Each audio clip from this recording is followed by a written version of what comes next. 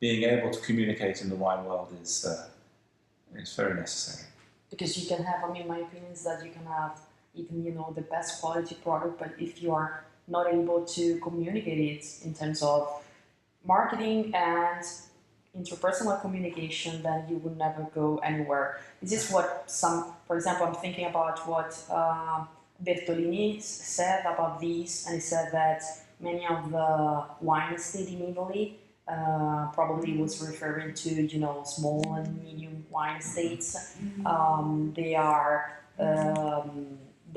not so good in communicating their products, and that they would need to train their people to become more able in doing so.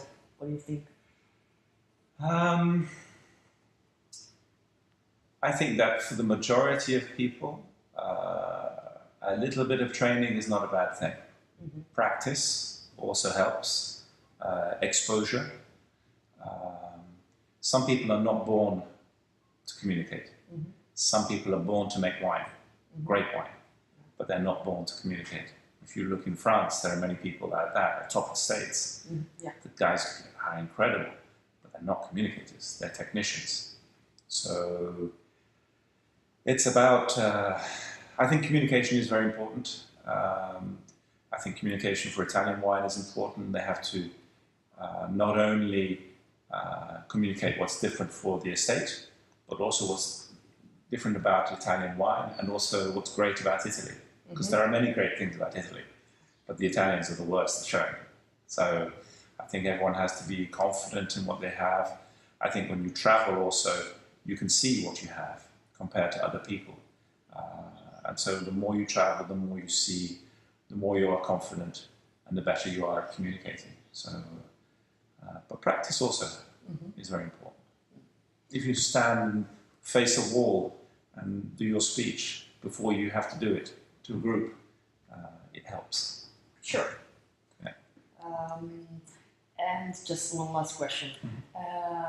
You know that these days, quotation mark, storytelling is so trendy, you know, so every company, even, you know, outside the wine world, said that storytelling is good for promoting your products. So what makes unique the story of Ornellaia in your opinion?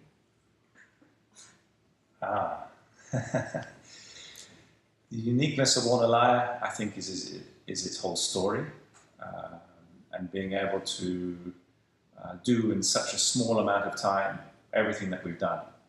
I think when you consider everything that we talked about today, or the journey from 1982 to today, it's a very, very short period of time to go from nothing to one of the greatest wines in the world. So I think if we can communicate that can only help to build the brand, but only as long as the rest of it follows. That we are always the best quality, that we always strive to do the best and not take shortcuts, that right through the chain, from the production to the sales, that everything is done, you know, to the absolute highest standard. And that's also part of the story.